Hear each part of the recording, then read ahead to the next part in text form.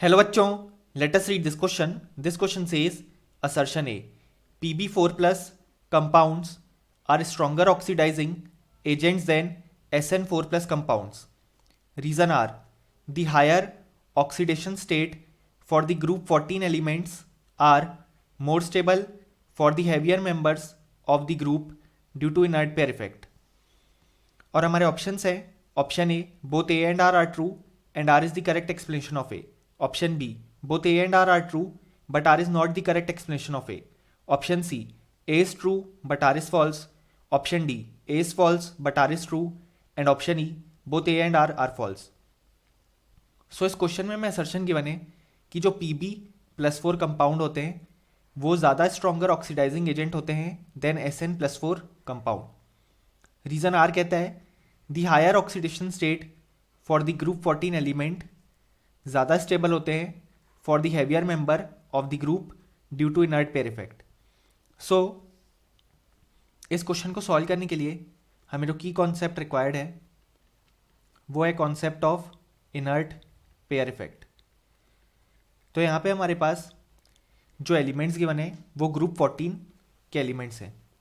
तो अगर हम ग्रुप 14 एलिमेंट्स की बात करें तो उसमें हमारे पास आते हैं कार्बन, सिलिकॉन, जर्मेनियम, टिन और लेड. सो कार्बन का कन्फिग्रेशन हो जाएगा 1s2, 2s2, 2p2. सिलिकॉन का अप टू नियॉन यानी कि up to 10 atomic number cover हो गया 3s2, 3p2. जर्मेनियम का हो जाएगा हमारे पास कन्फिग्रेशन अप टू आर्गन यानी कि 18 एटॉमिक नंबर कवर हो गया 3d10, 4s2, 4p2. टिन के लिए अप टू क्रिप्टन यानी कि 36 एटॉमिक नंबर कवर हो गया 4d10, 5s2, 5p2. लेड के लिए अप टू जेनन यानी कि 54 एटॉमिक नंबर कवर हो गया 4f14, 5d10, 6s2, 6p2. सो जब हम यहाँ पे डाउन द ग्रुप मूव करते हैं ग्रुप 14 में तो जो हम न्यू इलेक्ट्रॉन ऐड हो रहे हैं वो डी एंड एफ सबशेल में मेनली ऐड हो रहे हैं. और हम जानते हैं डी एंड एफ सबशेल में इलेक्ट्रॉन्स हैं उनकी जो शील्डिंग पावर होगी वो बहुत ही पुअर होती है as compare to S and P subshell के इलेक्ट्रॉन्स. इस कारण से होता क्या है कि क्योंकि यहाँ पे शील्डिंग पावर पुअर है तो वो आउटर मोस्ट इलेक्ट्रॉन को अच्छे से शील्ड नहीं कर पाते, इसलिए जो जेड इफेक्टिव है वो यहाँ पे बढ़ जाता है और न्यूक्लियस अब आउटर मोस्ट इलेक्ट्रॉन को ज़्यादा अच्छे से अट्रैक्ट करता है. सो इस केस में होता क्या है कि जो हमारे पास NS2 वाले इलेक्ट्रॉन्स हैं वो बॉन्डिंग के लिए इनर्ट हो जाते हैं और वो बॉन्डिंग में पार्टिसिपेट नहीं करते. और हम देख सकते हैं यहाँ पे जो NS2 इलेक्ट्रॉन्स है वो बॉन्डिंग में अब पार्टिसिपेट नहीं कर रहे हैं. सो इसी इफेक्ट को हम बोलते हैं इनर्ट पेयर इफेक्ट. इसी कारण से हमारे पास ग्रुप में दो ऑक्सीडेशन स्टेट शो करने वाले एलिमेंट्स होते हैं. तो यहाँ पे इनर्ट पेयर इफेक्ट जर्मेनियम के केस में लगता है, टिन के केस में और लेड के केस में. बट यहाँ पे जर्मेनियम के केस में +4 ऑक्सीडेशन स्टेट ज़्यादा स्टेबल है, टिन के केस में भी +4 ऑक्सीडेशन स्टेट ज़्यादा स्टेबल है, बट यहाँ पे लेड के केस में +2 ऑक्सीडेशन स्टेट ज़्यादा स्टेबल होता है.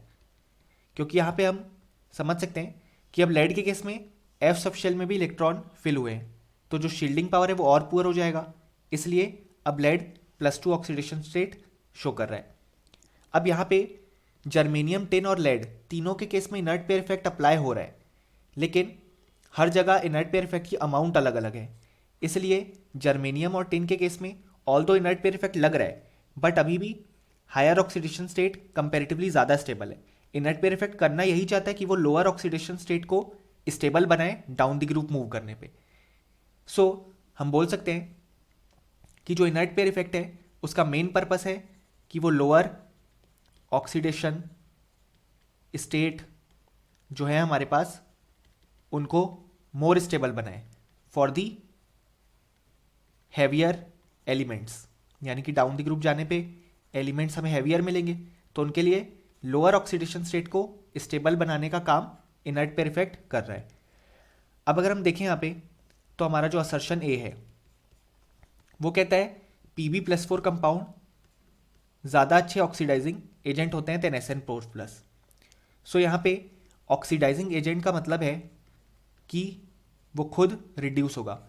सो जब Pb4+ हमारे पास इलेक्ट्रॉन एक्सेप्ट करके रिड्यूस होगा तो वो फॉर्म करेगा Pb2+, और हम जानते हैं कि Pb2+ ज़्यादा स्टेबल है देन Pb4+, तो ये रिएक्शन आगे प्रोसीड होना चाहिए।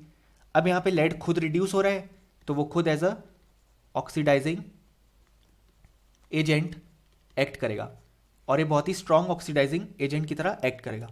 जबकि यहाँ पे SN4+ की बात करें हम तो यहाँ पे वो भी 2 इलेक्ट्रॉन एक्सेप्ट करके SN2+ फॉर्म करेगा, मतलब वो भी as an oxidizing agent act कर सकता है। बट यहाँ पे हम जानते हैं SN4+ ज़्यादा स्टेबल है SN+2 से। सो यहाँ पे ऑल्दो ये रिएक्शन होगी तो, बट लेड के कंपेरिजन में SN4+ एक वीक ऑक्सीडाइजिंग एजेंट होगा, क्योंकि लेड के केस में जो Pb2+ बन रहा है वो ज़्यादा स्टेबल है, बट टिन के केस में 4+ वाला ज़्यादा स्टेबल है। सो हम बोल सकते हैं कि जो हमारा असर्शन ए है वो बिल्कुल करेक्ट है। अब अगर हम यहाँ पे देखें तो हमारा जो रीज़न आर कहता है वो कहता है कि जो हायर ऑक्सीडेशन स्टेट है ग्रुप 14 एलिमेंट्स के लिए वो ज़्यादा स्टेबल हो जाते हैं for the heavier members due to inert pair effect. So ये जो रीज़न आर है वो इनकरेक्ट है, क्योंकि हमने देखा इनर्ट पेयर इफेक्ट हमेशा लोअर ऑक्सीडेशन स्टेट को ज़्यादा स्टेबल कराना चाहता है फॉर द हैवियर एलिमेंट्स, जबकि यहाँ पे हायर ऑक्सीडेशन स्टेट कहा गया है। यानी कि हम बोल सकते हैं कि इस क्वेश्चन के जो करेक्ट आंसर हो जाएगा वो हो जाएगा हमारे पास ऑप्शन सी, कि जो असर्शन है ए है वो ट्रू है बट जो रीज़न आर है वो फॉल्स। और फाइनली हम लिख सकते हैं कि इस क्वेश्चन का हमारे पास जो करेक्ट आंसर आ जाएगा वो आ जाएगा option C. Hope you understood well, best of luck.